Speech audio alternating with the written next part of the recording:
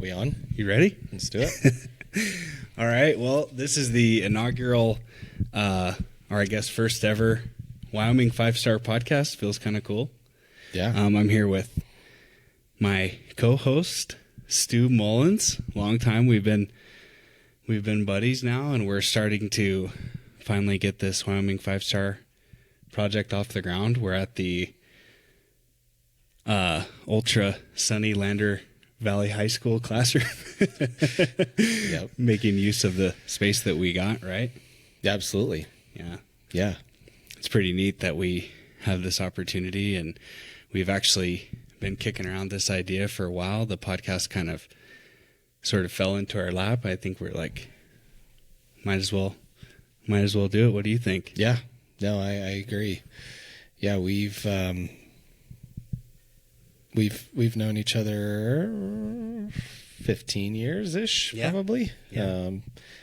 Viewers, listeners might not know, but I have coached you. I was your basketball coach when you were all the way from middle school to high school, and capped it off with a state championship in 2017, and have stayed close ever since, and didn't necessarily all go our separate ways, but have stayed close in various capacities, and yeah, I think I knew, being in this state for 15 plus years, that Wyoming just loves their high school sports, and it just so happened that you had an interest in journalism and did some work for various outlets, and I think I planted the seed even a couple years ago, Yeah. probably, that Yeah. if somebody wanted to really make a run at this, they probably could, just because there's such a need and a want, I think, from the general public in Wyoming and sports fans in general, and then you circled back on it and said, hey, that plan you had, let's maybe make this happen. And so 15 years later, yeah, here we are going into business. exactly. Yeah. And I guess that's a good testimony of your coaching, huh? for sure. Oh, I don't know about that, but yeah, what a great opportunity too. I mean, and just something that will be fun, just to bring this content to the state and get to know coaches and players and communities that we might not have a ton of experience with or have known, but also a chance to reconnect and with a lot of the coaches and players and communities that we do know. So Yeah. it's going to be a lot of fun. We've made quite a few friends, especially you coaching throughout the state. So many people, and me playing. We've met so many cool people, and I think probably that was sort of the groundwork for starting this project in general, is we just had a pretty keen, perspective of all the cool people and sports and stuff going on in the state. So yeah, there's just so many stories that can be told. And I've just run across so many great coaches and teams, unbelievable feats. And it's just in general, as we all know, there's just great people in Wyoming, and that really care about their communities and their sports especially. And it'll just be fun to bring those stories to life. Yeah. So I thought for today, what would be a good kind of introduction to what Wyoming 5-Star is. We can just talk a little bit about the project. I'm sure, as our audience grows, we'll have quite a few questions about, what this product is, what it isn't. Maybe we could address some of those things here today. But, really before we dive into that too much, we talked a little bit about it when we were walking in the World Series last night. How neat of an experience. I wrote on my notes, greatest World Series ever. Well, Yeah. I mean, maybe it's recency bias or whatever, but Taryn, as we'll all come to find out, is the resident baseball expert, and so I cheer for one team on my hat here, and so I'm pretty closed off from everything, but luckily they made it pretty far as well, so I do have some insight as to at least one of the teams. But you are you can kind of cook on this, and I can hop in when I can. I know how it sounds to be excited about the Dodgers, but we got to go through some of these stats. Dodgers are the first back-to-back champions since the Yankees won 3 straight in 1998 through 2000. Their entire starting pitching staff appeared in Game 7. So they had Shohei started. You had Snell, Glasnow, Yamamoto, of course, and who's the fifth? Am I missing one? I think I'm missing one in there, but 400 of 121 games that went to Game 7 in the World Series, 41 of them. Sorry. There's 41 times the World Series has gone to Game 7. I thought that was kind of a unique stat. You'd think like when you get towards the end of the baseball season that there would be maybe a few more Game 7s. I don't know. I thought that was that's a low number. The road teams have won the last 5. Yeah. So I was typing out working on this note sheet last night, and I had most of it done. And I was like, okay, cool. This is going to be so fun to talk about the Blue Jays. They're winning 4-1. Looked like they're about to run away with this game, and then all at once the Dodgers came back.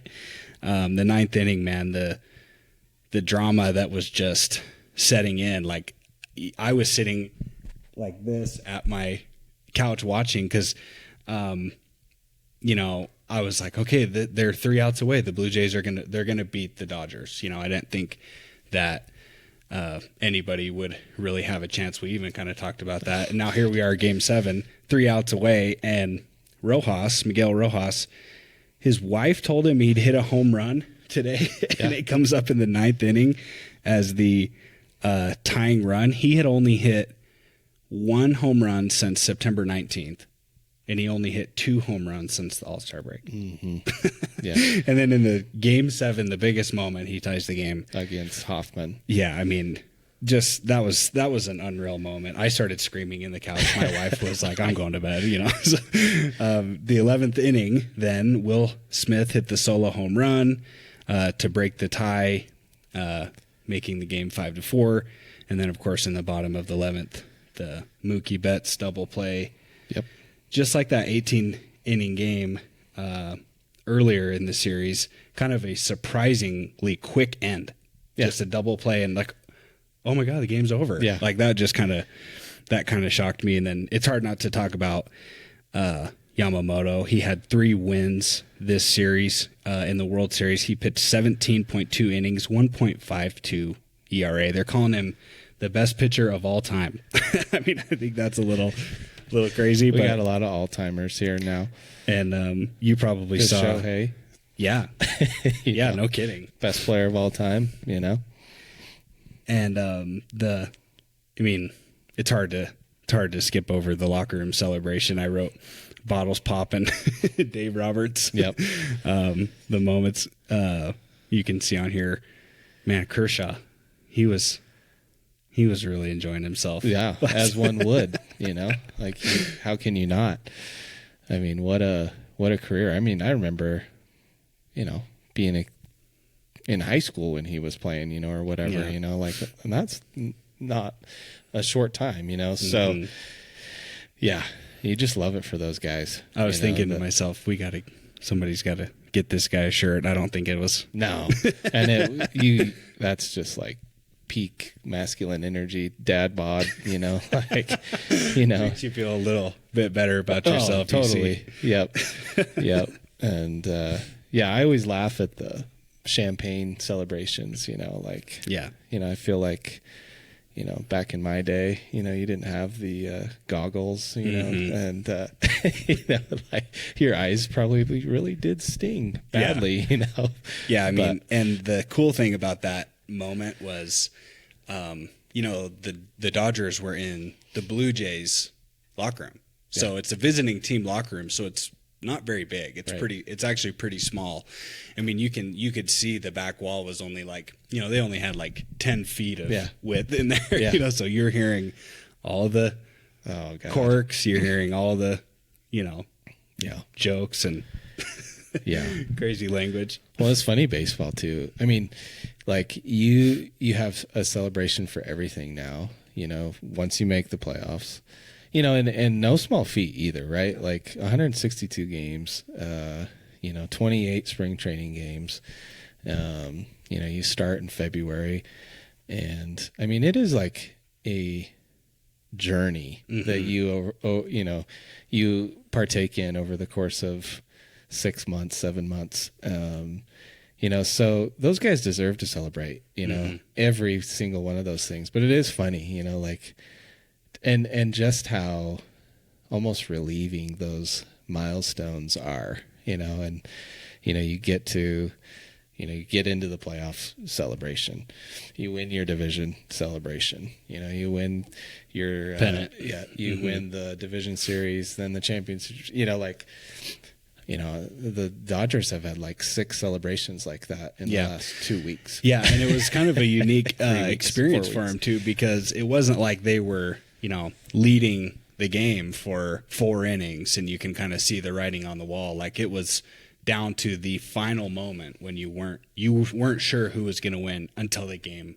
was over. Oh my gosh. And the Blue Jays, I mean, should have won. Yep. Twice. Yeah, Vladdy hits the double in the bottom of the 11th. I'm like, okay, at least we're going to tie and go to the 12th inning. They'll score at least 1 run, right? Yep. They bunt him over to third, and I'm thinking, okay, this is shaping up to be, it already was probably the best Game 7 I've ever seen. Yep. But, so that brings me to, kind of who's the biggest winner, I mean, of this whole thing. I mean, you have Yamamoto, his insane pitching stats, all the flowers that the team and was the organization was giving to Dave Roberts. I mean, he had an awesome moment on stage where he was just completely, I guess, elated. His post-game speech in the locker room was so cool. And then I kind of told you a little bit about David Ortiz, his take. He was saying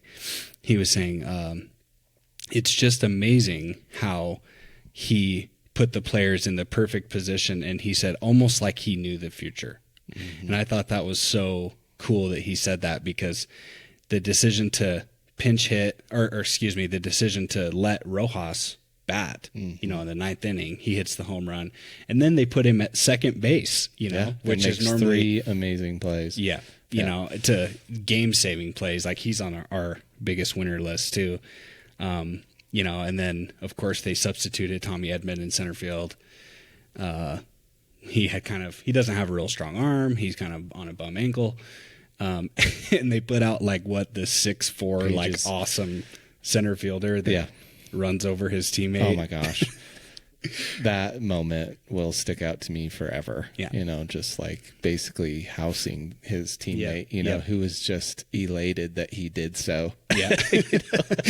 As he's laying on the ground. It was like a safety coming over. Out possibly, but the smile on his face when he got up and realized he caught that ball was, I know.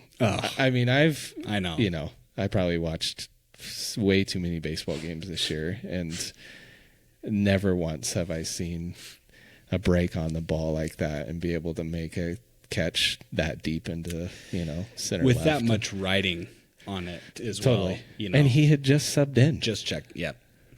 I was like, you think he probably put him in to gun the runner down, but he probably had 10 warm-up throws, maybe a little bit in the batting cage or whatever. Yeah, 2 minutes. Yeah. I mean, unbelievable. And then you've got, of course, Rojas, the 2 game-saving plays, the home run, and then that how close does it get that, back edge of his cleat just barely touches home plate? It's just a second away. Not even that. Yeah. We were watching it with a bunch of people, and it was like 50-50. People still safe. He's safe. out. He's safe. Yeah. No, he's out. Yeah. No, he's safe. I mean, if you didn't have the view that New York has of, Right.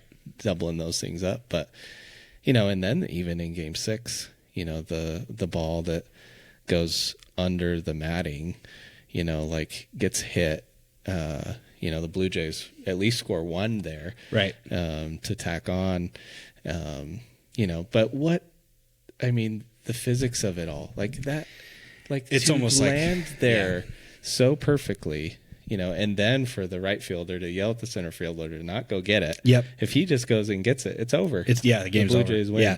It was just all those like little stars aligned. I mean, like I said at the beginning, I know how it sounds to, give the Dodgers their flowers, but I mean, so I also put on their biggest winner baseball. Yeah. Some people will probably disagree with you that. Yeah. Like the biggest winner might be the Dodgers payroll, Yeah, but, no kidding. I also wrote on here the Fox Sports 1 broadcast, Joe Davis and John Smoltz. I mean, how easy were they to listen to? That was awesome. That was so much better. So I had to live through the AJ Przinsky and, who was the other guy that did the Mariners Tigers series. Yeah, you had a lot of... Oof. Like I had to turn it off, basically, like turn the audio down. But yeah, switch out Joe Davis and Smoltz did the Mariners Blue Jay series. Mm-hmm. Yeah. And that was a big... Yeah, that was such a treat to listen to them. I mean, you really, especially in a game like baseball where it's kind of a slower pace, like you're doing a lot of listening, So I love that. Yeah, David Ortiz, Big Papi, Ken Rosenthal, Alex Rodriguez, and Derek Jeter as the post-game crew. I mean... Yeah. Yeah, and I was skeptical of how that was going to work. I just know how big their personalities are. Yeah. And A-Rod has his reputation. Right. But I really enjoyed listening to A-Rod. They asked great questions, and it was a lot of like Kershaw came out, Will Smith came out, David Travers came out, Mookie. So like just the pressure of like asking all those questions, I was eating it up. I watched from the first pitch to the time the broadcast cut out. I mean, I just was. Yeah, I was loving it. It was a good balance of, some actually like decent insight that you don't typically get on that kind of show. That's just blabber. Like it's surface level stuff, and they had some of that for sure. Mm-hmm. You have to kind of hook in your casual fan, but they also had, I thought, really good insight and, like you said, good questions. And so it was especially great as a fan of a team that would win, because they had extended coverage, hour or two afterwards. And, in those moments in playoff baseball, like you soak it all in. So, I know. So you don't go to bed until they turn it off. So yeah, it was a fun playoffs for sure. I mean, in all the games, like, playing in Toronto versus playing in LA, you're dealing with like a pretty drastic difference of when the game finishes. Like last night it was like 1 a.m. So I also put on biggest winners, daylight savings time. That came in kind of clutch. Yeah, for sure. This week. So just for fun, I just want to get your thoughts on who was the biggest loser of the World Series.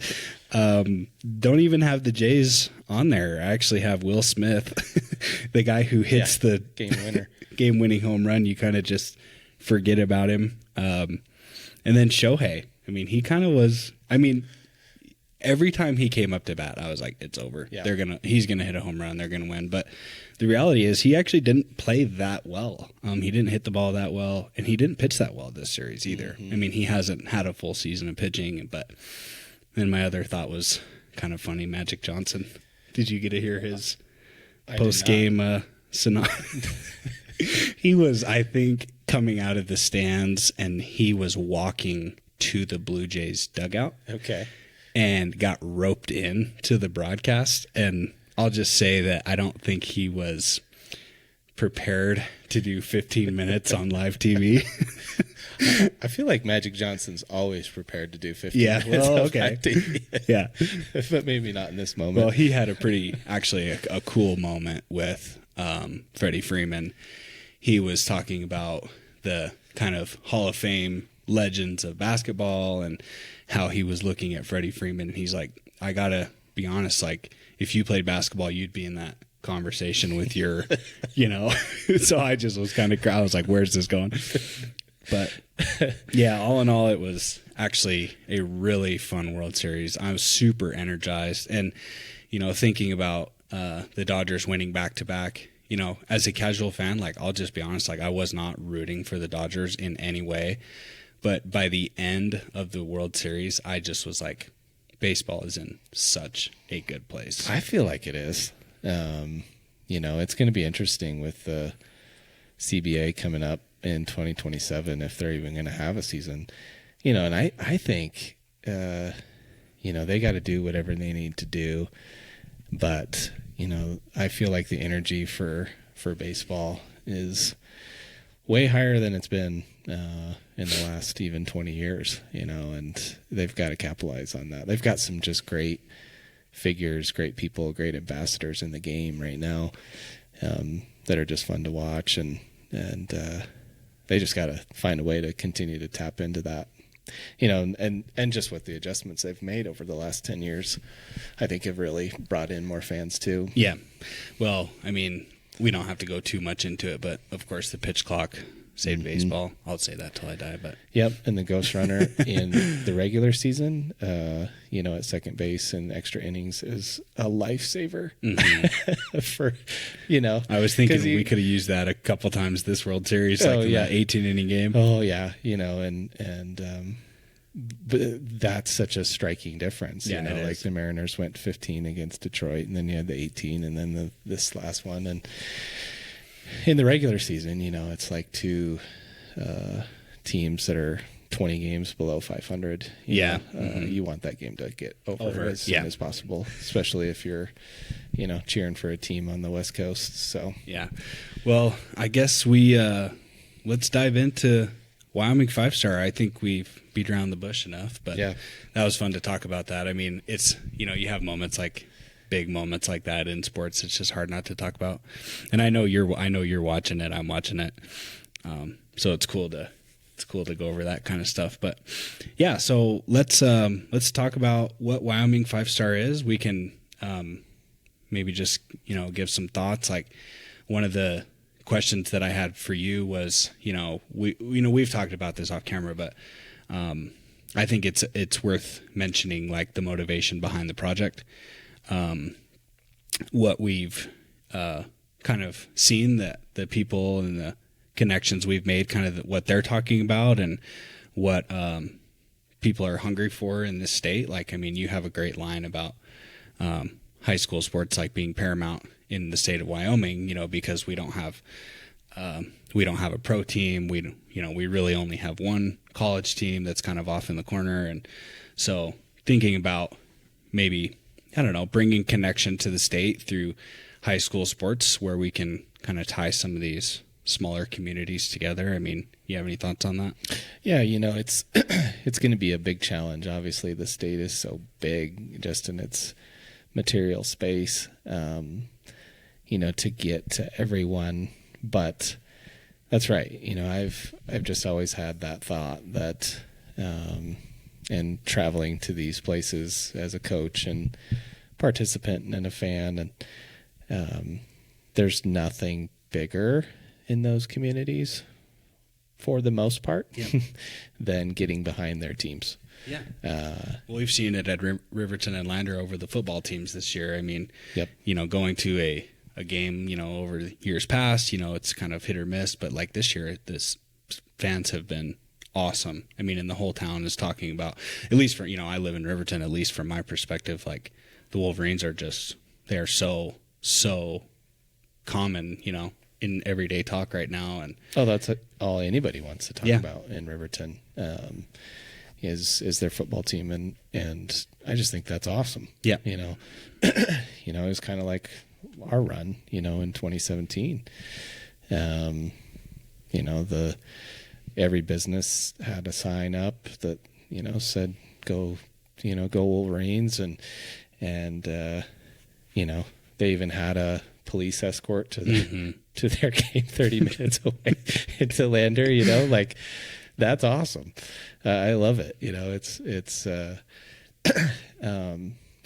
that's the idea that that's what's being tapped into. And I think it's always on the, just simmering below the surface for every single school. And as we know, especially as coaches, unless you're at one of the bigger 4A schools, that just has access to, athletes, just the numbers, sheer numbers. These small towns just go like this, they're just waves of talent, and there's reasons for that, but, you just have classes that come through and that, contend, and you get everybody really excited, and people, get together around those things and continue to talk about those things. I mean, I remember during COVID when we were in lockdown, and Eric Pauly now he's down in Green River, he's sideline reporter for the Cowboys. He was our play-by-play guy, and he did a radio segment and played all of our regional and state championship games, on the radio. Yeah.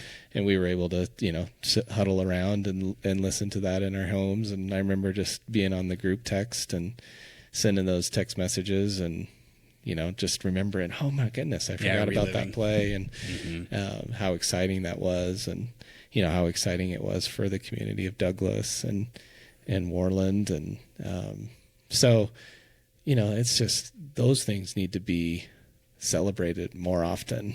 And I just think there's a great opportunity to do that. Yeah, sure. And the cool thing about Wyoming 5-Star is our connection, across the state will, at least if things go according to plan, those types of stories that you're just talking about will be, accessible, readily available, for everyone in the state to enjoy. That's kind of been my motivation is, bringing some of these stories to light where you don't have to be a follower or a participant in, every local community news organization. There's now we're kind of consolidating all of those cool stories into one place where, everybody can really just, enjoy it and celebrate high school sports the way we do. And the decision to kind of build this product has been fun. That's one of the things it's been. It's also been, a little stressful. I mean, neither of us have ever done this. Building a business, or building a product or something that, not only just something that you believe in, but making it feasible for something that you can manage week in and week out. And, we're kind of learning that doing our first podcast, but, maybe you could talk about some of the features of the things that we have going on and some of the things maybe that, I don't know, describe what Wyoming 5-Star is.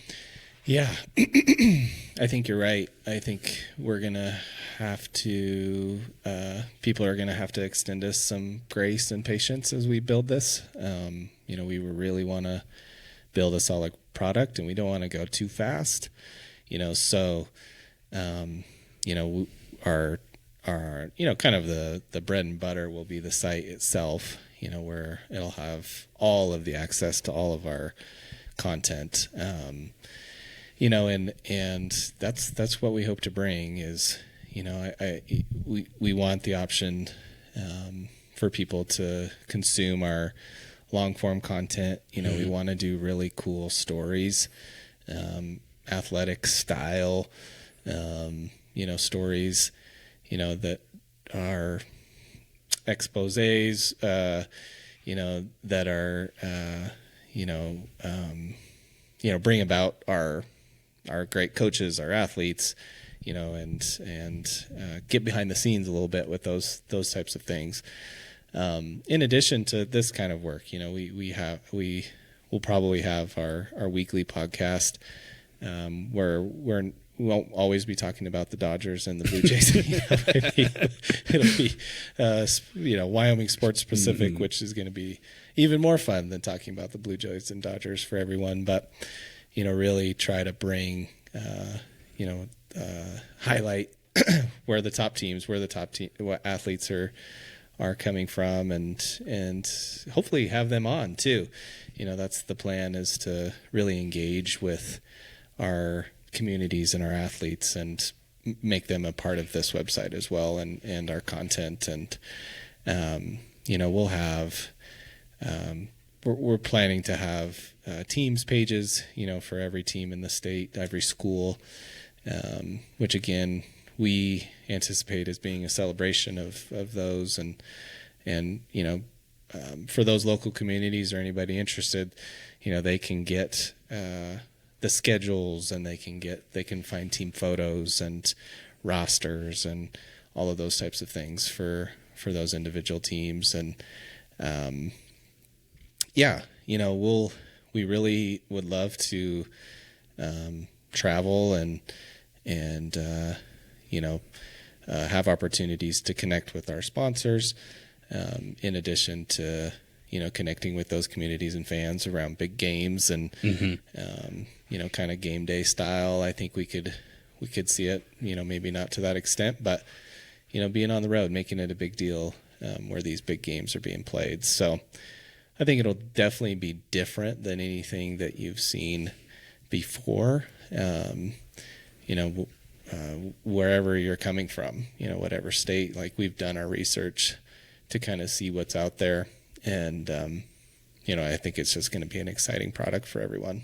Yeah, I think so too. And, over the next few weeks, like, you were saying, we don't want to go too fast. Like, it's one thing I've learned, like, over, brainstorming and building this kind of vision is being kind of slowing down a little bit, because it's very easy to come up with all these ideas, but we don't have like a massive budget, so we're some of the things that we're operating from kind of a lean standpoint, and just kind of putting ourselves in check and saying, like, these are some of the things we can grow into. And I love your thought about like the game day broadcast, like that. I think will be so fun, and we'll eventually get maybe some staff or some more people that want to help with the podcast and things like that. So I'm excited to see how this thing really can grow, because that's the easy part, is the dreaming, so, and we've got plenty of those, and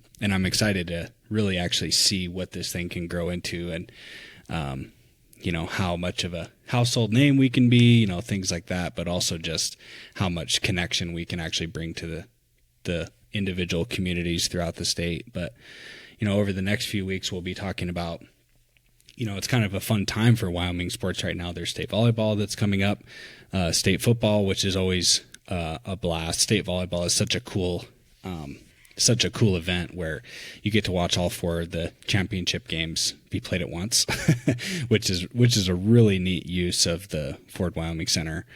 You can basically sit anywhere in that arena and watch the two best teams of every classification play, with all the marbles on the line. So, so much drama. Yeah. Just the nature of volleyball, with the rally scoring, and it's just like momentum in a bottle. Yep. The tension is just awesome. And the swings, the dramatic swings. I'm always impressed by volleyball players and coaches, because you see momentum in every sport. It's part of it, but you'll see teams just get wiped off the map. Yep. And then pick themselves up and win two more. It's just like next play. You don't have any time to dwell on what just happened, and that's what's kind of exciting about that sport. Yeah, and we'll have a variety of content, for our users, the things that they can engage with. We'll have some stories. We'll probably, cover it pretty in detail on the podcast. We'll have some videos that are coming out, some cool things that are just, just different ways, different forms of content. That's kind of one of my big goals for myself, like leading the content side, is just having enough of a unique and diverse approach to the cool events throughout the state, and having all of that, like you were saying, momentum, all of that excitement kind of in one place for volleyball. And same thing with football. It's going to be a lot of fun. It's going to be a great opportunity to make a lot of that content. And same thing with, like I was saying, the state football championships. It's like you go down to Laramie, you get to play on the big field where everybody's been there, and you're like, I want to play on that field someday. And, you get a chance to do it in the state football championship. There's some really good storylines going out right now, especially in the football community. But, just like volleyball, we'll be at state football championships. At least I'll be. Our videographer will be there getting some content. If you see us or you want to, touch base with us, or, us, come say hi and ask us about Wyoming 5-star. We'll have, plenty of content, things like that to be released over the next few weeks. But you got any predictions? Yeah, I mean, I'm just looking at these. You got? Well, I'm just looking at the Final Four for each of these, and it's amazing to me. Almost every group, it was 1, 2, 3, 4. For the seeding perspective. Oh, right. Mm-hmm. Except, I guess they call themselves 5A now, the biggest division. I guess they are 4A. Yeah, but Natrona was the only team that did not move on there. So, I mean, you've got Sheridan on this epic run. You've got Star Valley on this epic run. I know. Mountain View is always so good. But it'll be interesting. Like, I know the athletes that reside in Thermopolis after having to play them in basketball the last few years. And most of them play football now, and, Level won it recently, and I think Bighorn's been the top team all year. If I'm not mistaken. Yeah. So, well, I mean, you've got Sheridan, like you were saying, they're on like 51 or 52 consecutive games. I can't quite remember. We're a little more familiar with the 3A class right now, especially Riverton and Lander both make it to the Final Four. That's going to be an interesting, wrap to the season. It would be really cool, just for my personal bias, to see Riverton and Lander make it to the championship. They're playing against two really good football teams. Yeah. Star Valley, just, you almost got to throw them in there with Sheridan too. Just their kind of prestige, and, over the last, decade, how good Star Valley and Cody sports have been in general. So it'll be kind of a clash, I'm sure. Whatever teams make it, it's going to be a lot of fun to be there. That'll actually be my first time going to state football, so I'm really excited for that. Nice. Yeah, so I guess that pretty much covers what we got going on for the next few weeks. I think anything else that comes to your mind? I mean, basketball season's right around the corner. You're really involved with that, maybe? Yeah. Any thoughts? We're 20 days away, and that'll be exciting to get started fast. here. It does go fast, but yeah, I mean, that'll be an exciting year in all the divisions. There's a lot of teams that will be fun to cover, and so yeah, that'll be great to kind of get that content up and running here. And but yeah, we really want everybody to take part in this. So we really are looking for feedback, and also, if there's things that you want to hear more of on the podcast, or us to cover more, we can't cover everything, and that's not our intention either.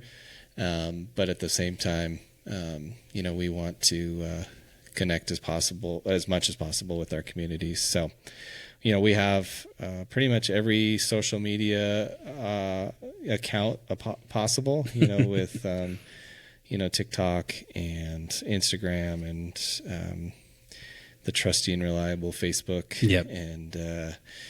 And yeah, so we'll be able to connect there. We're really, you'll see a lot more content kind of filtered to there for the next few weeks as our website kind of wraps up, and and then we'll have kind of a some sort of launch party for that. Yep. But we really wanted to kind of get out ahead of that and start creating content for you all and connecting, and it's going to be a evolving project for sure, and this time next year it'll probably look a lot different than it is now, which is our goal. And but yeah, we really encourage people we would like to set up opportunities for local photographers to connect with our site and send in photos and videos, short videos. Even from fan view from the stands, or phones. Yep, whatever. You're always gonna have the best clips come from somebody's mom or somebody Totally. sitting up in the stands. So over the next few weeks, like we would love to hear from you guys, people out in the community. If there's really good stories or something that that's in your community that needs to be told, like those are the types of moments that we desperately want to connect the rest of the communities with. So feel free to reach out to us, let us know. I mean, the best way you can really get in touch with us is through Facebook. Tag us. You can comment on our post. You can post on our page. All the above.